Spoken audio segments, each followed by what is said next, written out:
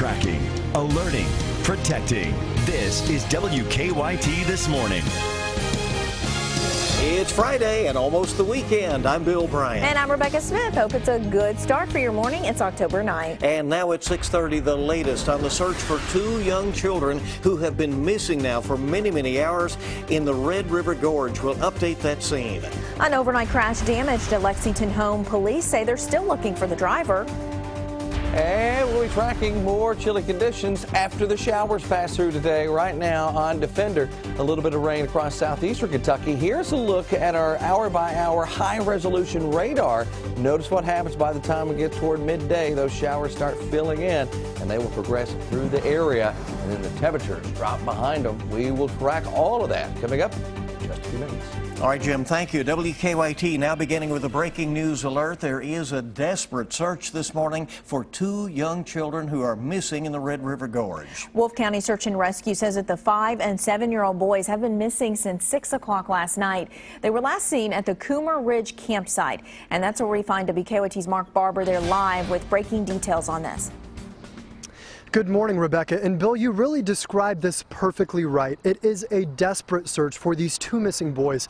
Search and rescue teams, they've been throwing everything they can at it. They say they've brought in a helicopter with infrared technology. They brought in bloodhounds, but they say they had to scale back their search because, as you can see now, it is so dark out here, they weren't able to make much headway. They have not found any trace of them yet, but they say when daylight resumes, they will resume their search and hit the ground as hard as they can. Now, rescue crews say the missing boys, Adrian and Michael, a 5-year-old and a 7-year-old, wandered into the woods around 6 p.m. here at the Coomer campground. It has now been more than 12 hours since they disappeared, and there is still no sign of them. And there are more than 60 miles of trails here in the Red River Gorge. State police tell us that the boys are cousins. One is from Indiana, the other from Ohio. Their grandmother is making an emotional plea on Facebook this morning, asking people to pray that they will be found safe and sound. The man leading the Wolfe County search team says he is the father of a 6-year-old, and he understands how hard this must be for the family of these missing boys. Trust me, it's heart-wrenching. You know, even just talking about it, you know, puts my, me in that situation, and the parents, I can only imagine. Very tough on them. Very tough. Crews say that this is a race against the clock because there are cliffs in every direction, and rain and cooler temperatures are moving in. The sun should come up in about an hour or so, and that's when rescue teams say they will hit the ground again. They will be doing a grid search, making sure that they can see each other pushing their way through the woods. They're bringing in more manpower and more bloodhounds to hopefully have a good ending to this desperate search. That's the latest here in Wolfe County. I'm Mark Barber, WKYT. Hi, Mark. Thank you. Certainly hope they find them. Thanks, Mark. We are tracking a breaking news alert this morning out of Arizona. There has been a shooting on a college campus, this one at Northern Arizona University. We don't know a lot about the circumstances, but Northern Arizona University posted on Twitter that there are 4 victims of this shooting. One of them has died. The school reports that the shooter is in custody. ABC News is reporting that the shooting happened this morning near a dormitory. Again, this happened at Northern Arizona University in Flagstaff. The Associated Press reporting 1 dead, 3 wounded in that shooting. We'll keep you updated as we get additional info. And back here locally, new this morning, police looking for the driver who caused quite a bit of damage to a Lexington home. It happened about 3 o'clock this morning on Deer Lake Circle, that is near Manowar and Buckhorn Drive. The crash caused one truck to smash into a guest bedroom. WKYT's Michelle Chamberlain is live with reaction from the man who was in that bedroom at the time, and she's joining us. Michelle, good morning. Good morning, Bill and Rebecca. Yeah, obviously that man is startled this morning as at 3 in the morning a car drove by, and at the time there was a 3rd car in this driveway. That car was hitting these other 2 cars, forcing the SUV you see on the far side into the garage. Now, that garage serves as an extra bedroom for the family. The owners had a family member from California staying in the bedroom during the time of the accident. Obviously, a startling way to wake up. Right away, I thought something hit the house. And so when I jumped up, I couldn't get out because I was stuck. The door was stuck, and there was furniture all over the place. And so finally, when somebody came downstairs, they popped the door open for me. 2 other people were in the home at the time of the accident. Everyone inside the home is okay, and the owner says the car that was first hit is totaled. Investigators are still trying to determine if there was any structural damage to the home, and the owner tells me that a neighbor told her that they saw a white or silver vehicle leaving the scene of the accident. Investigators say they're still trying to find out more clues as to the person who has caused all of this mess. Live in Lexington, Michelle Chamberlain, WKYT. All right, Michelle, thank you very much at that scene. And new this morning, police responded to a fight at a Lexington party, and they've ended up arresting the person who called the police. Investigators say they were called to Raintree Apartments on North Locust Hill Drive about 1:30 this morning after shots were fired during a fight. The caller said he was trying to throw someone out at the time. Police say Earl Manley Jr. fired shots from a second-story balcony but didn't hit anyone, but he has been charged with wanton endangerment.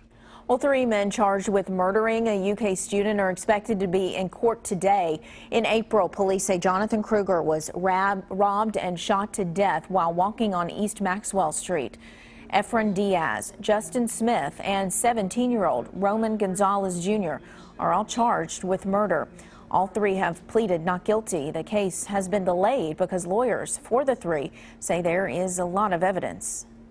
Investigators have yet to identify a woman who died in a Montgomery County crash. Police say a woman lost control of her car on I-64 and slid into a semi that was parked on the side of the road. The woman died at the scene. Police say her sister was also in that car. She was flown to UK hospital with serious injuries. A judge could decide today if a man who's charged in a double murder case is competent to stand trial. There's a hearing scheduled for this morning for Daniel Keene. He is charged with 2 counts of murder and kidnapping in the 2010 deaths of Charles Walker and Sansari Warford.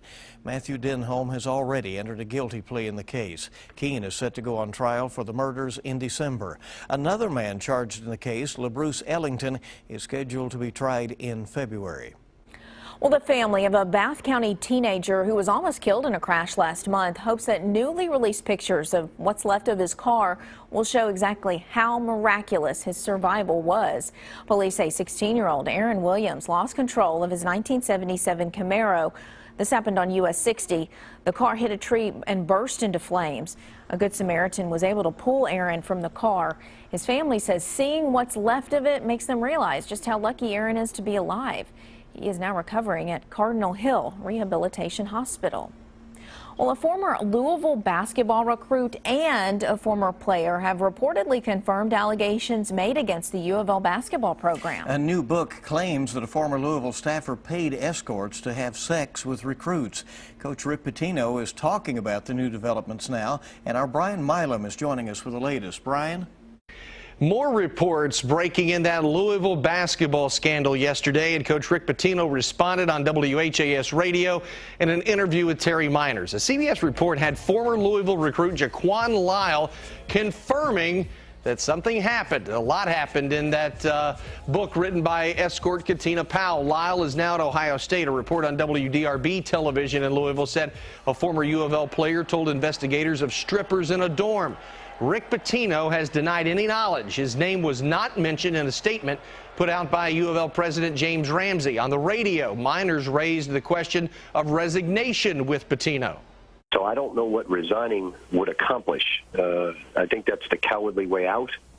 If I resign now without coaching 250th seniors and the people that came to play for me, what does it do for the program if the head coach just runs away?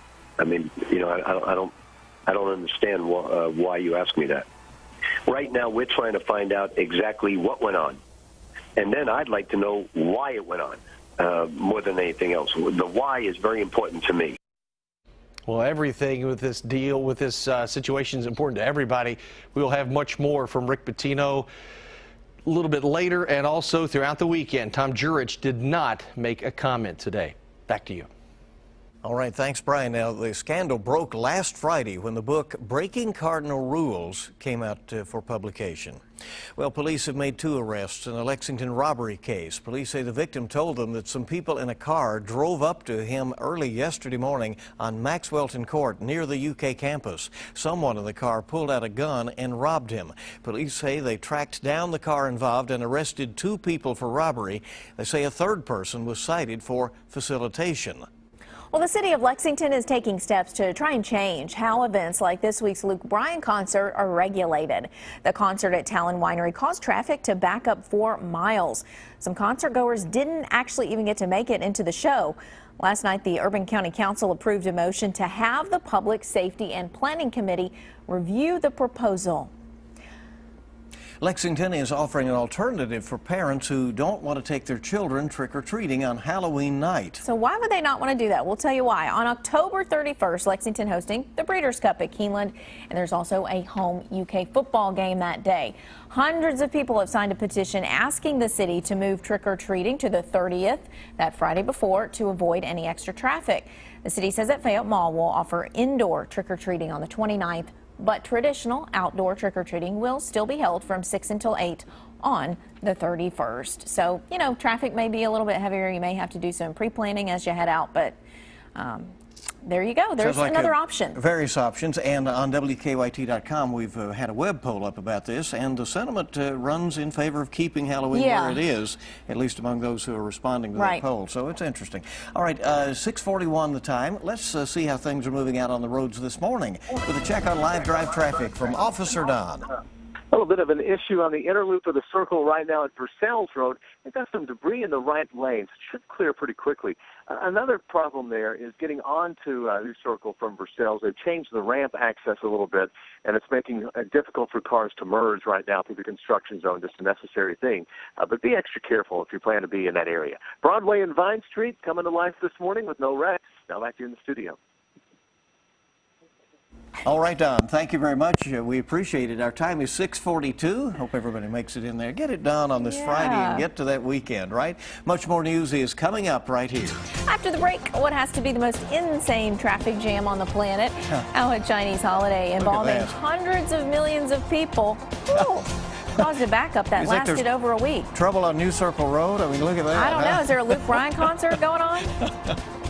That makes that Luke Bryan concert fiasco look like nothing at all. Showers are out there this morning. We'll track even more as we head through the day. I'll have the latest coming up.